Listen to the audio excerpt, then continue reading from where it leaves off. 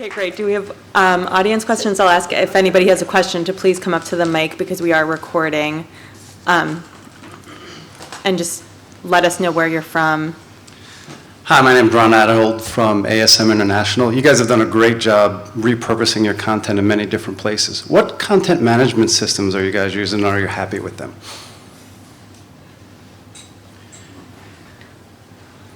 So at this point, we're using a host of different content management systems, and we're trying to figure out how to migrate.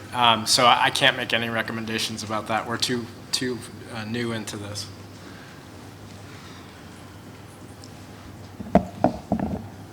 We're using quite a few things too. For our journal submission process, we're using BenchPress, which is fine. I don't think I have anything to give a glowing recommendation to. We're moving our podcasts over to a platform called Libsyn, which seems to be working well. But again, yeah, this is an area where we're still kind of all over the place, I would have to say. We're kind of all over the place too. Our main content management system is Sitecore, and we've been through several iterations of Sitecore. We're also using something called Xyleme for our educational materials, journal, Highwire, just a number of different things. Our online peer review system is Scholar One. Our journals are on Highwire. The content management system for best practice has recently changed, and the name is not in my head at the moment, but I'd be happy to give it to you and give you any feedback that I have from our tech people about it. Great, thank you. Quick, I swear, I have to walk from the back. Fantastic presentation, by the way. I really enjoyed all of the things that you guys went over. One thing I would like to ask is, so you're talking about semantics, you were talking about some things that are ontology-like, right? So do you have an actual ontology? Are you actually only looking at and I'm talking about ontologies in the way of taxonomies. A lot of you were talking about those topics. Are you only mapping to your own content, or are you mapping outside? How linkable is your content, right? There are all those questions. Who wants to start?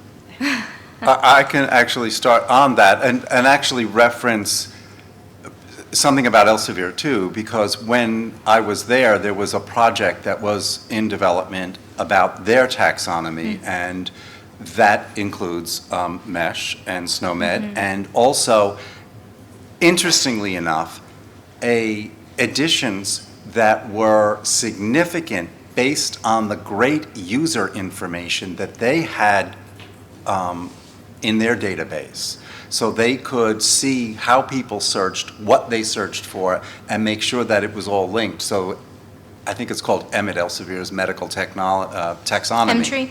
Is very specific in that regard. Ours is open at BMJ, and it is linkable. It is important, if you're going to partner with other people, that it be that.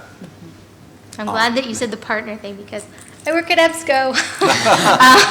So for anybody that wants to get involved in mapping terminologies to really make semantic search work for your content and make it rise up, that's something that my team is doing. So traditionally we didn't do anything with publishers. It was just mostly big databases like Elsevier and those folks. But I come from a publishing background, and I'm saying, no, these are great taxonomies. We need to work with them. We already have MESH though, so we're good with that. So just to encourage everyone that this is something that we all need to collaborate on so our users can find content no matter what language they're using. So I will say that the college is encountering another difficulty with vocabulary, because they're trying to measure competencies. So it's not just what something is about, but trying to help clinicians understand what competencies they have and what competencies they need to address.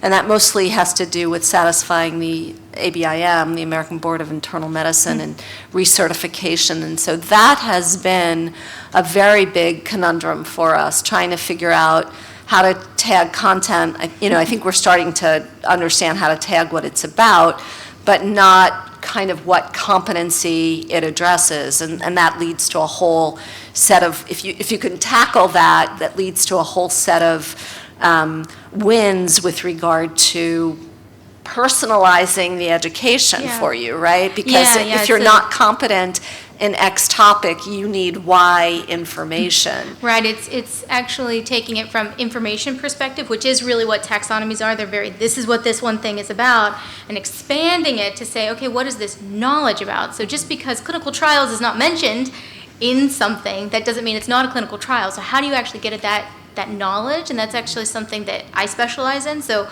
we're trying to look at everybody's taxonomies, anybody that wants to start the mapping process with us. It's called the USI, if anybody wants to know about that. But that's the biggest conundrum, like you said, for people, because we're so used to dealing with very keyword-based, this is what this thing is, and so often our authors don't agree with us because they want to just use whatever language they want, which is fine, and we just need to have a plan for that.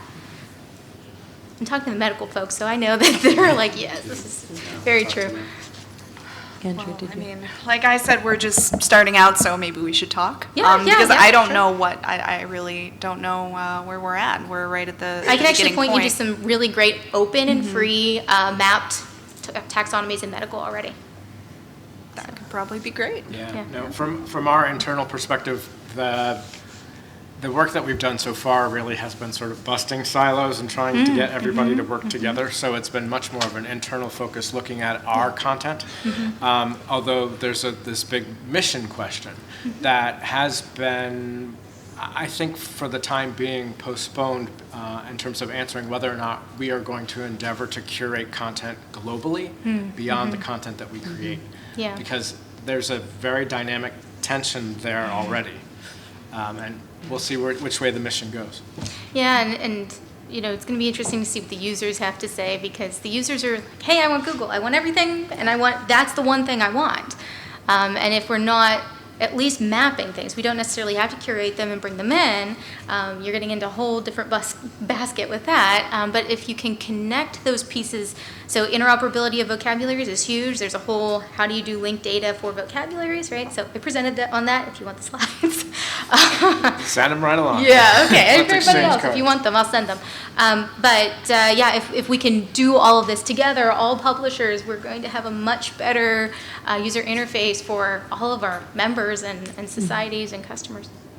Great, thanks Thank so you, much. Ashley.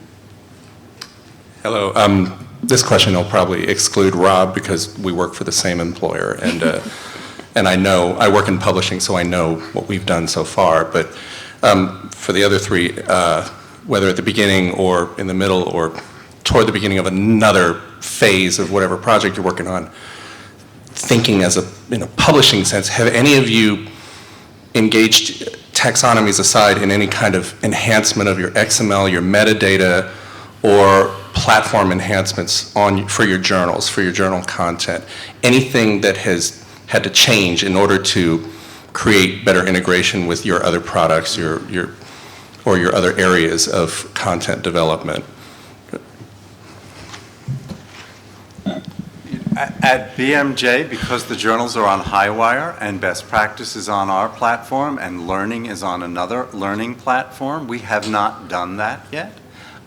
There is some work actually that's been done to bring the best practice in learning, because we have now, I hate to use this word, but synergies in those two products, because we did another product called Maximizing Value, which was also something that came out of the Affordable Care Act, because bundled payments were something physicians needed to learn about, and they developed modules that we could then do. So there were some opening up there, but nothing nearly like that. I would actually, after these two, I would suggest asking somebody at Elsevier, because I know that they've done that, in looking at how their platforms need to be integrated, because that's a very good point. Platform integration is as important as knowledge integration. So, I can't help you with that question, but I could put you in touch with the people in our publishing area who could probably help you with that if you Oh, like. I'd appreciate that very much. A couple of things that we've been starting to do. We've been making some back-end changes to our website so that podcasts, instead of being somewhere completely separate, we will just have a player on our site and everything will feed into it. And having our new journal launch last year, we are just in the process of launching a portal between the two submission sites. So up until now, it's been somebody submits to clinical chemistry, gets rejected. We suggest they go over and start a whole new submission in the new journal. So now they'll be able to cascade one into the other. But I'd say that's about all we've done in that area up until now. Actually, we do have our site, there is a connection between our site and our journal site where we do a feed. Is that the kind of thing that you're talking about? To some extent, and Yeah, we do that at the, I Yeah, think we Rob do showed it- that, so. Yeah, we do a feed, so that's as far as I know. No, thank you. Other questions? Thanks. Hi, Brandon Cross in the American Meteorological Society. I can't stop looking at that, by the way. Take it down. Nobody needs that. This is a follow-on to Glenn's caution about the good idea fairy. Because we're trying to think outside the box and because we're in unfamiliar terrain, what are some ways, this is a question for all of you, are you able to separate the good ideas from the good idea fairy? Like, how do you not get led down the wrong path? I can't stress enough that user interface, is really important. The thing I said about watching what people do, getting people in. We have something called Collab at BMJ, and we bring people in and just set them for a day and watch what they do. When we redesigned the BMJ, because all the research is online only, and we learned that people wanted something different in print, we took them, people sat and they went through medical journals, and we watched what they did while they did that, what they read, how often they flipped, all of that. I'm sorry? It's expensive. It's expensive, but it's worth it because now we have higher readership scores in print and better usage online. So, that I can't stress enough how that is. I mean, I know a lot of people do surveys, but again, what people say they do and what they don't do are two different things. Years ago, when I was at my former employer, we were looking at Article of the Future, and so Article of the Future had 3 panes, and PDF disappeared. The first thing that people wanted was the PDF. What did you do with the PDF? I mean, we opened it up, there was HTML, there was all this linking and all of that stuff. The other part of that was really interesting, all the people who had answered that they said that they read online rather than in print were sitting there printing the PDF and reading it. That was reading online to them. So it's really important to do that. It's very hard to resist, if you're working with a society, a lot of the board who know more than you do about everything, and some specialties know more than other specialties. Who would you be talking about? No. Well, there was a product that we worked on together, Helene, and I'm not going to go there, but a lot of what went wrong was because the board would say, this is what people need to know. And then you would create something, and out you would go with it, and the members had no interest in it at all. They wouldn't use it. They didn't go near it. So my other piece of advice, and then I'll let other people talk, those digital natives that you referred to, have them in the room and give them the same voice as those board members when you're thinking about validating these ideas, because they are very different, and they're the ones who are the future of your organizations, and they're the ones who are going to use that. Have them there. I don't have children, but I have nieces and nephews, and I watch what they do. I am just astounded. And in fact, I give them this and get them to do things for me that I can't figure out how to do on my own. So, what I did for my uncle was go to the corner and get him cigarettes. That's a very different world. So, over to you. Somebody else. Somebody else. In terms of, I do think that you need to keep trying. I know that there are failures, but, a lot of people say, I have the luxury of working in an organization that can say, go play in the sandbox with this idea, and it might not turn out to be a great idea, but you just need to keep trying. Yeah, this may be a simplistic answer, but just, think really hard before doing anything. Think before saying yes. We get on a lot of conference calls where, somebody with some clout will say, can you do this? Or sometimes not even phrased as a question, just do this. We say, okay, we'll get it done. And then, we get into it and we realize it's either impossible or it's impractical or really expensive or really hard or it's going to take a lot of staff time. So we're trying really hard to think through all the possible scenarios and all the, what's the word I'm looking for? You know what I mean. Just really, really think it through. And it's impossible to do. I mean, sometimes we find that no matter how much we try to anticipate all these contingencies, that was the word, it's still, once we get into it, we still kind of fall every once in a while. So, but just think and kind of what Glenn said, get as many people in on the conversation as possible, get different perspectives because, somebody else might anticipate something that you didn't. So I spoke about our content strategy work. The other half of the work that I've been championing at the Society is new product development. And so, again, in that cross-functional teaming mentality, we've created a society-wide team that's put in place to serve as the initial screener for any new product concept. And so we call it our new product and innovation team. And because everybody in theory is at the table, you have lots of different perspectives, so you don't get groupthink going on.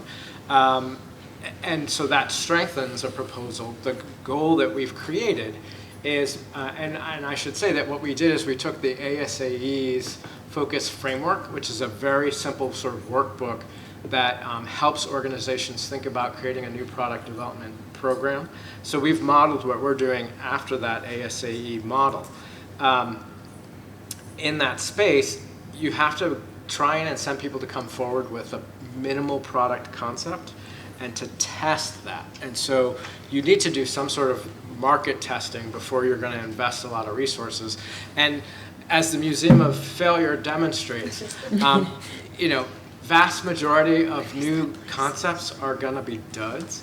So you have to try to shift your organizational culture away from being risk averse. Small not-for-profits are usually pretty risk averse. It's a very different game when you're in the for-profit world, and certainly within the association space, there's a lot of diversity between small and big. We just started that just under a year ago. We've had about 10 product concepts come through this team. And several of them have been approved to go forward with development or testing. Some have gone actually straight into product development and sales because they were essentially derivatives or extensions that were kind of a no-brainer. So in many ways, we're using this model as we've got the training wheels on, and we're helping everybody learn that, okay, you've got a great idea for a product. Don't go off and build it and then deliver it and tell everybody, oh, look what we did. Because those are the things that typically crash and burn really fast. Never mind the fact that the people across the organization are going to be really ticked off and they're going to sabotage you. Because all of that stuff does happen sometimes. So anyway, I would recommend to take a look at the ASAE Focus Framework and think about that cross-functional approach. Great. Thank you. Thanks. We have a couple more minutes if anybody else has a question. Or I would ask of each of you what you would say have been your biggest challenges. And I'm thinking really about the organizational side of it and the governance side of it. I think, especially Rob and Kristen, you guys have come at this from very different perspectives. One very top-down and one really kind of grassroots, publication-driven. And I'm particularly interested in the successes and challenges there. Well, one of our biggest challenges is something that Rob actually mentioned as something they put into place, so I'm interested in knowing how, I guess. Having an association-wide editorial calendar was a goal that was set by the Publications Committee, and once everybody got in a room, all the editors of these different publications, and started talking, they pretty much decided it wasn't feasible. That it was just too much of a challenge to coordinate everything. The journal especially, having editorial independence, nobody's going to tell the journal what to publish. So they basically scrapped it. So I'm really interested in knowing how you managed to do that. So we got a gift in our centennial. So the Endocrine Society celebrated its 100th anniversary last year in 2016. And because we had this big event, we decided that we should have an editorial calendar for the centennial year. So in some ways, we had taken a crack at our taxonomy, figured out, okay, well, if you've got 12 months, what are you going to do with them? Assign a topic to each month, and then poof, we had an editorial calendar, and everybody signed on. And because it was the centennial, the journal editors and chiefs did not look at it as some sort of affront to them. They were like, oh yeah, we should celebrate the history of endocrinology. So everybody got on board, and it was a total gift. And so what we've done is we've carried it forward. We've tweaked it, and we will tweak it again. But that's how we managed to adopt a society-wide editorial calendar. I think one of the challenges now for us is going beyond, well, okay, we know what the month theme is, and then drilling down into actual content topical priorities within those broad buckets. For us, that is, in the long term, we anticipate that our topical advisories are going to be convening and sort of proclaiming these are the things that are most strategically important for the organization in the near future. Mm-hmm. So that we've just gone through our initial work with the diabetes advisory that's laid out some content priorities there. But internally, before somebody's sort of handing down the dictates, mm-hmm. the senior staff work together to essentially docket, okay, where are we already invested? What's coming? So for a clinical biomedical society, those are typically guidelines and things like that. So it's like, okay, when do we expect these things are going to come? How can we map those out topically? Where are, frankly, funding opportunities, new drug developments, things like that. So we're aligning core competencies of where are we strong in creating content with business opportunity, and trying to sort of work a Venn diagram of what can we do, what would we love to do, and oh, by the way, where's the money coming from? That's great. Thanks so much. Thanks to everybody. It was great to hear your perspectives. Thanks for joining the panel. Thank you.